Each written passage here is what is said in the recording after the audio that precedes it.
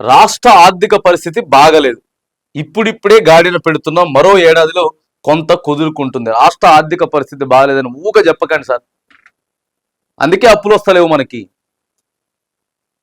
బాగుంది మా తెలంగాణ, మంచిగా బంగారు తెలంగాణగా రైజింగ్ అన్నారు కదా, ఇప్పుడు రైజింగ్ తెలంగాణ ముందుకు తీసుకోపోతున్నాం అని చెప్పాలి. కానీ మా పరిస్థితే బాగలేదు, మా పరిస్థితే బాగలేదు, బాగలేదు బాగలేదు అని చెప్పుకుంటూ పోతే అప్పులు రావు, ఎవరు మనకెళ్ళి చూడరు, కొత్త కంపెనీలు మనకెళ్ళి చూడవు, పెట్టుబడిదారులు మనకెళ్ళి చూడరు.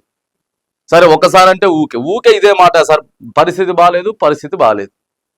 నెంబర్ 1గా తెలంగాణని మేము తీర్చిదిద్దుతాం.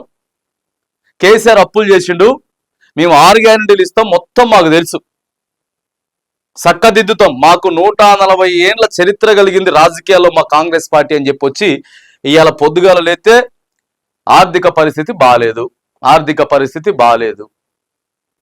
ఇదే సార్ చెప్పేది.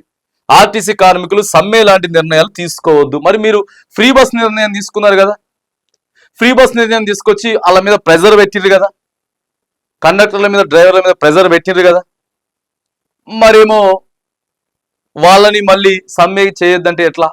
ఏం డిమాండ్స్ ఉన్నాయి, ఏమున్నాయి పిలిచి చర్చించాలి కదా. చర్చించకుండా వాళ్ళకి నోటీసులు ఇచ్చేసేసి సమ్మె చేయొద్దు అని అంటే ఇప్పుడే లాభాల బాటలో పడుతుంది. కార్మికులు అర్థం చేసుకుంటారు కానీ మీరు చర్చించాలి కదా. చర్చించకుండా ఎట్లా? డైరెక్ట్ సీదా కపట నాటకాల సూత్రధారి కేసీఆర్ మళ్ళీ బయలుదేరండి. ఇగో మళ్ళీ కేసీఆర్ గురించే ముచ్చట. మీరు చెప్పిన మార్పేది ఊకే కేసీఆర్ ఆయన అంత కపట నాటకాలకు సూత్రధారి ఆయన అరెస్ట్ చేయరు, ఆయనకి ఏముండదు. ఎట్లా?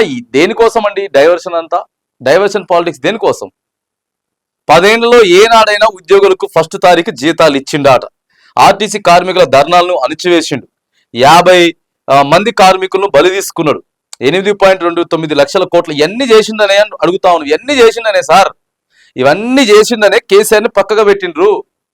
మొత్తం మస్తు చెప్పి మొత్తం త్వరలో అప్పు చెల్లింపులకే అప్పులు చేసిండు, వస్తున్న ఆదాయం మొత్తం చెప్పుకుంటూ వచ్చిండు. ఇదంతా చేసే కదా మేము ఆయన పక్కగా పెట్టి మీకు అధికారానికి ఇచ్చింది. మీ దాంట్లో కుమ్ములాటలు ఉన్నాయి, మీ దాంట్లో మీకు దాంట్లో తగాదాలు పంచాయతీలు ఉన్నాయి. అవి సరి చేయండి. అవి సరి చేసి సంవత్సరం అయిపోయిన అదే పాత చింతకాయ పచ్చలాగా కేసీఆర్ కేసీఆర్ కేసీఆర్ కేసీఆర్ ఇదే ఉంది సార్. ప్రతి ప్రసంగంలో కేసీఆర్ మాట చెప్పకుండా మాత్రం ఉండడు. గాయాల మాత్రానికి అసలు ఆయన మాటే మాట్లాడలేదు. వరంగల్ సభలో రేవంత్ రెడ్డి అనేటటువంటి పేరే తీసుకురాలేదు. మీరేమో లెగితే కేసీఆరే అంటారు. ఇక్కడే అర్థమైపోతుంది కదా, ఇక్కడే అర్థమైపోతున్నది, క్లారిటీగా తెలుస్తున్నది ఇక్కడే. సో ఇక సార్ అయితే మన ఆర్థిక పరిస్థితి బాగలేదు అని చెప్పి తెలంగాణ అనే పదం దిగజారుతుంది. ఎందుకంటే అరే మనకే అప్పులు ఉన్నాయి, లేవంటే ఎవరిస్తాడు ఇంక అప్పులు? మనకి మొత్తం అప్పులు ఉన్నాయి, ఆర్థిక పరిస్థితి బాగా, ఇంకెవరు ఇస్తాడా అప్పు? ఎవరికైనా ఇస్తాడా? వాళ్ళే మన అప్పు తీర్చారు, చేయర్రా బాబు, ఏంద్రా వాళ్ళకి ఇచ్చేదని చెప్పి పైకి నువ్వు బ్రహ్మాండంగా కనపడితే సూటు బూట్ వేసుకొని కనబడి 4 మాటలు చెప్పినా కొద్దిగా పైసలు ఇస్తాడు. సో రొటేషన్ అవుతుంది, నడపొచ్చు. ఇది సార్ అయితే పొద్దుగాల లేస్తే ఆర్థిక పరిస్థితి బాగలేదు అని చెప్పి తెలంగాణని వెనక్కి తీసుకెళ్తా ఉన్నారు.